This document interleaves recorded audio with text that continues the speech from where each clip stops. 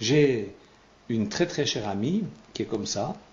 Quand elle était jeune, elle est entrée dans une secte et elle a souffert là-dedans, elle en a beaucoup souffert, elle a eu du mal à s'en sortir, finalement elle a réussi à s'en sortir et pendant des années, voilà, elle s'est lavée de toutes ses blessures et puis là maintenant elle est retombée sous la même puissance déguisée, cette fausse spiritualité par manque d'intelligence. Toujours par manque d'intelligence. Trop spontané, trop... Osez avoir des doutes. Osez émettre des doutes. Ce n'est pas péché. Tant que vous ne doutez pas de l'amour de Dieu pour vous, tant que vous ne doutez pas de l'amour de Dieu pour les autres, émettre des doutes.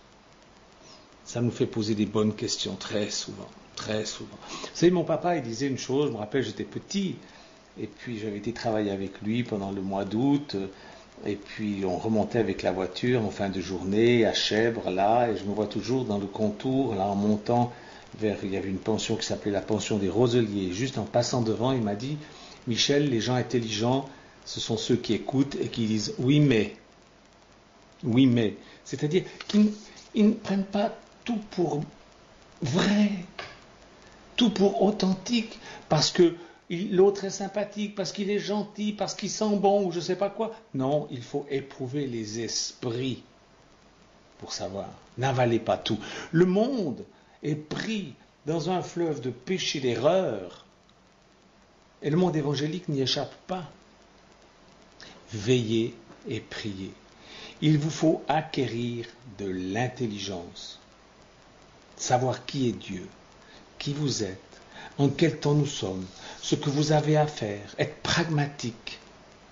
C'est la base de la sagesse. Une fois cette sagesse acquise, posez-vous les questions les plus osées que vous pouvez. Vous savez, ça fait maintenant plus de 40 ans, ça fait 42 ans que je prie pour les malades, que je prêche l'évangile, et c'est magnifique, j'ai une vie vraiment magnifique. Mais il y a eu un temps dans ma vie où tout le monde me laissait tomber. Et vous savez, quand tout le monde vous laisse tomber, ça fait de la peine, et à cause de ça, j'étais émotionnellement ébranlé, et alors je me suis remis en question. Je me suis posé des questions pertinentes à mon sujet, au sujet de ma vie, ma façon de faire, de mon ministère.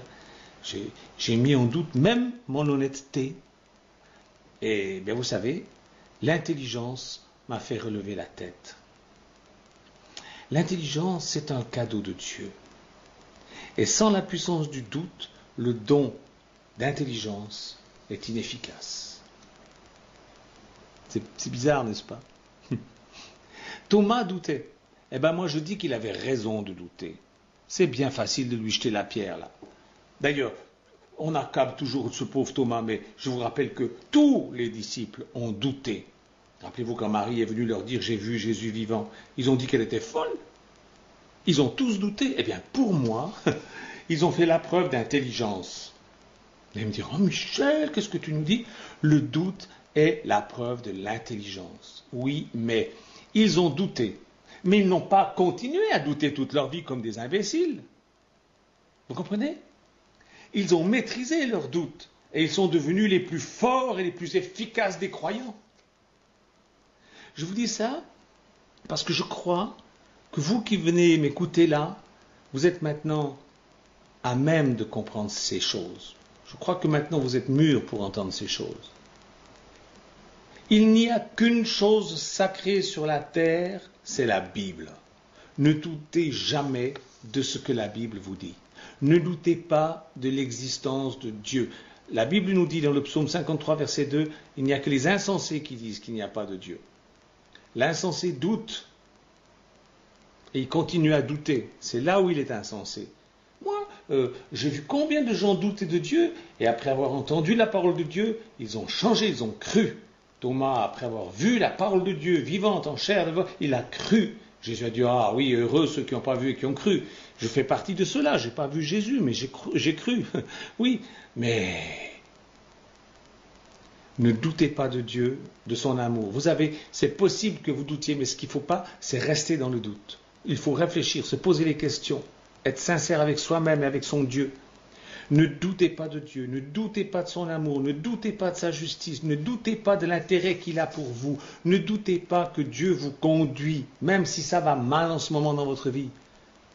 Si tu es en ordre avec Dieu, aussi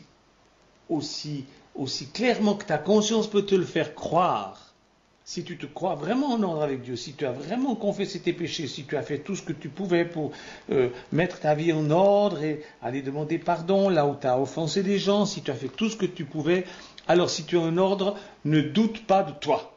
Croyez en ce que vous dites et vous verrez ce que vous dites s'accomplir.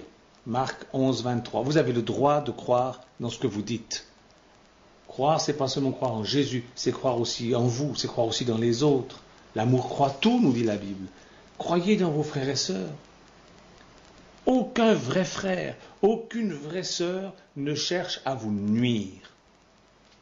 Chaque frère, chaque sœur peut faire des erreurs. Ça peut vous nuire, mais aucun de ceux-là n'est malin, c'est-à-dire ne cherche à vous faire de la peine exprès pour le plaisir. Non. Une personne qui a le Saint-Esprit de Dieu en elle ne fait pas ça. Vous pouvez croire dans vos frères et sœurs, même s'il leur arrive de vous blesser. Le doute est une puissance en vous qui peut être positive si vous la maîtrisez selon les règles du royaume de Dieu. Mais il faut encore les connaître, ces règles. C'est pourquoi il faut que vous acquériez la sagesse et puis ensuite l'intelligence, c'est-à-dire le pouvoir de mettre cette sagesse en pratique dans votre vie de tous les jours. C'est à cause d'un manque de compréhension qu'on doute. Et il suffit de bien comprendre et puis il n'y a plus de doute.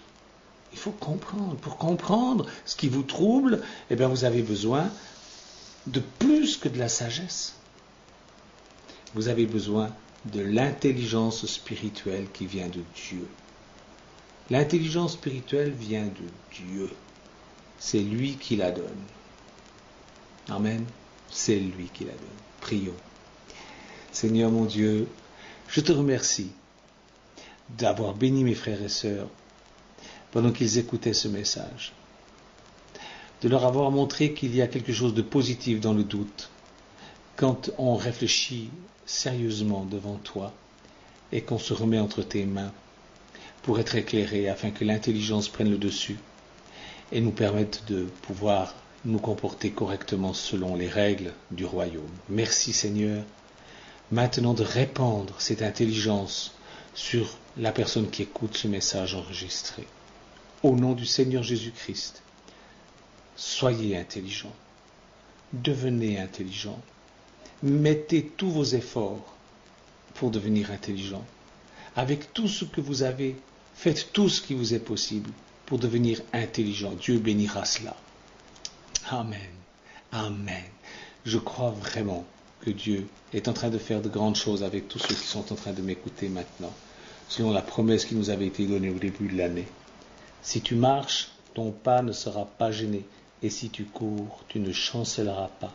Retiens l'instruction, ne t'en dessaisis pas, garde-la, car elle est ta vie. Dieu te bénit.